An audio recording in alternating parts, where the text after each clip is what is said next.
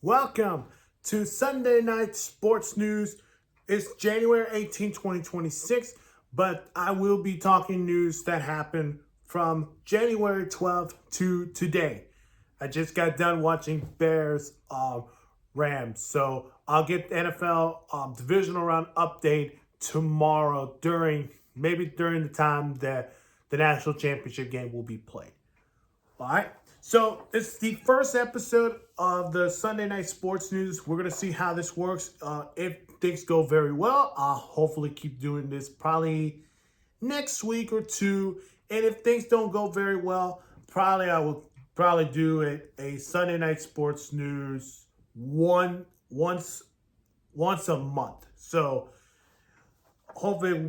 I hope we get more viewers. Also, before we get to the news, I want to thank all of you again for subscribing to my channel. We just hit 101 subscribers to this channel. I'm very proud, and I want to thank all of you who joined me to this channel. None of this would happen without you guys. And again, I will keep doing these videos, and it's gonna take these videos. I will do my best I can to get these videos as soon as possible for predictions videos, NFL news, other college or whatever's news. Sorry. But we cannot wait for what's coming for 2026. All right. So what's today's Sunday Night Sports News? Well, we have NFL news surrounding 2 head coaches got hired. Plus, we got some big announcement from Oregon's quarterback who is expected to stay. And we got some massive MLB signings. Without further ado, it's time for Sunday Night Sports News. Let's begin with the NFL. All right, so to the NFL, stories that we had Bryce Young and the Panthers. The Panthers are picking up Bryce Young's 5th-year option. This makes too much sense because of what he has achieved this year, and there is more to come next year. But I felt this is probably a one last chance for Bryce Young to prove himself as the future quarterback of Carolina. I know he has 2 tough years. First year was worst. Second year, there's some improvements, but it wasn't his best year because he got benched after week 2. And then this year, there's some ups and downs. It was been a roller coaster ride for the Panthers. I think this 5th-year option is probably going to let us know, hey, we want to get to, all right, we're gonna be at the top of not top of the mountain or top of the NFL. We're gonna get to 3-4 winning streaks. I think Bryce Young is the man. Just we need to see more of him. Chargers fire offensive coordinator Greg Roman. This is a bit surprised, but also makes a lot of sense because against the Chargers or against the Patriots, their offense wasn't very good. Their O-line was banged up. Justin Harbaugh got sacked like 6 times. So the Chargers will be looking for a new offensive coordinator for Justin Herbert.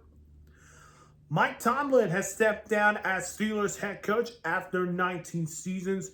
We obviously know John Harbaugh was fired from the Ravens last week or 2 weeks ago. And then Mike Tomlin out of nowhere decides to step down. And the Steelers still have rights for him now. Just like Sean Payton, the teams can't call the Steelers to trade for Mike Tomlin to be their next head coach. I don't think it's going to happen this year. I think he's probably going to set out for 2026 to 2027 season. Or maybe he'll probably decide to retire as probably one of the greatest Steelers head coaches of all time. Maybe Bill Cowher is also the greatest coach in Steelers football history. All right, keep going with this one. Eagles fired offensive coordinator Kevin Patullo. This makes too much sense because of what the performance was on the field against the Niners. The run game was not really good, and the pass game was not really good for Jalen Hurts. And you do see the reaction with A.J. Brown, with Nick Sirianni. It felt like there was that argument. They're going to move on with A.J. Brown. But also, this firing, now it's going to be another situation. Because again, go back to 2 years ago. They promote Brian Johnson as their offense coordinator, right?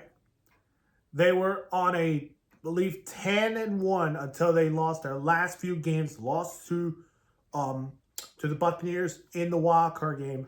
They fired Johnson and they hired Kellen Moore as their new OC, and they won the Super Bowl. Kellen Moore goes to New Orleans as the head coach, and now promoting Kevin Patullo as the OC. They need to find someone as the offensive coordinator, because if not, this Eagles team is not going in the right direction. So wish the Eagles best of luck. Adam Thielen announcing his retirement after 13 years in the NFL. This was, of course, reported a few months ago when Adam Thielen joined the Vikings, and then he decides that he was going to retire during his time when he was waived as a free agent and was claimed off of waivers to Pittsburgh. Now he ends his 13-year career in the NFL. We know the Giants have finalized a 5-year deal to hire John Harbaugh as their next head coach. We knew this was going to happen because it was expected to be higher, which it happened 4 days ago.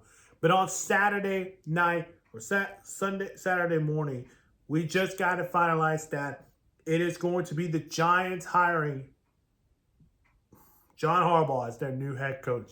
I'm excited for this hire. I think this is an A+ hire just because of what he's achieved with Baltimore. Super Bowl champion, a culture winner. He's going to develop Jackson Dart, and when Scatterboo and Neighbors are healthy, this Giants team with John Harbaugh at the helm, this could be a dangerous team with John Harbaugh. Hackers are negotiating extensions for Matt LaFleur and their general manager, Jack Consent. Now, they already got Matt LaFleur's contract, which is a multi-year extension, which we don't know how long it is. Probably it's a 5-year deal for him. But we'll see where the GM goes. I do think they're going to give him a 4-year extension. And then on Saturday, Bo Nix out for the remainder of the postseason with a broken bone in the ankle, which is, I was shocked because by the time that game was over, it went from, okay, the Broncos beat the Bills. Congratulations. Sorry, I rooted for the Bills, but now I should root for the Broncos. And now, a few moments later, Sean Payne comes in the podium and tells them, the reporters or journalists, that Bo Nix is out for the season with a broken bone injury. So Jarrett Stidham will get to be the starter for the AFC Championship game. And then finally, Atlanta has found their new head coach. It is Kevin Stefanski, the former Browns head coach, has signed a 5-year deal to become the next Falcons head coach. This one is a little interesting because he was probably a finalist for the Tennessee Titans job. But Atlanta, with them missing the big fish, which is John Harbaugh, they went to their second big fish in Kevin Stefanski.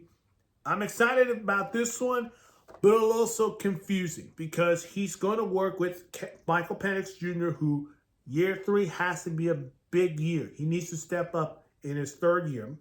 He has weapons, of course, Drake London, Bijan Robinson. Kyle Pitts is going to be a free agent, so we'll see what they do with him.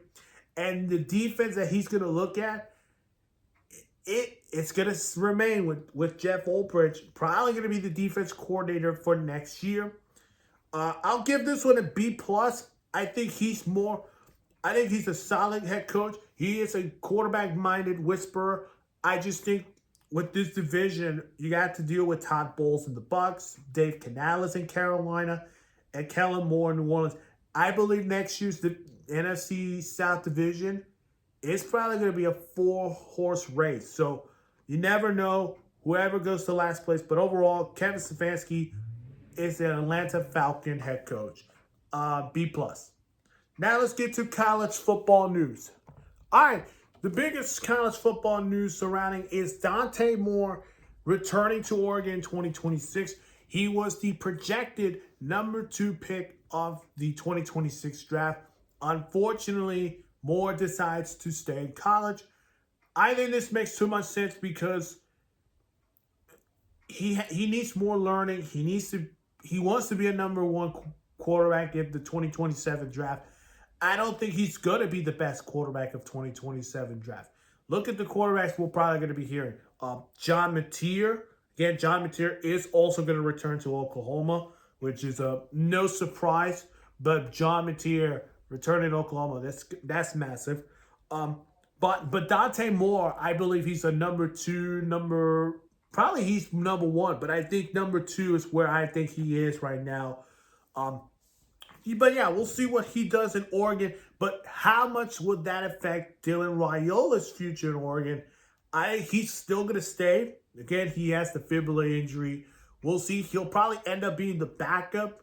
Makes too much sense because he's probably going to learn from Dante Moore and then spend his 2 years with Oregon.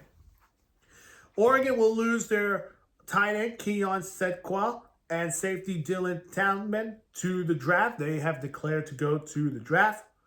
We already talked about John Mateer. He's returning to Oklahoma for 2026. Duke's quarterback Mensah is planning to enter the transfer portal. So this is a surprise. The crystal ball, if I had a crystal ball, Miami is the favorite to land him.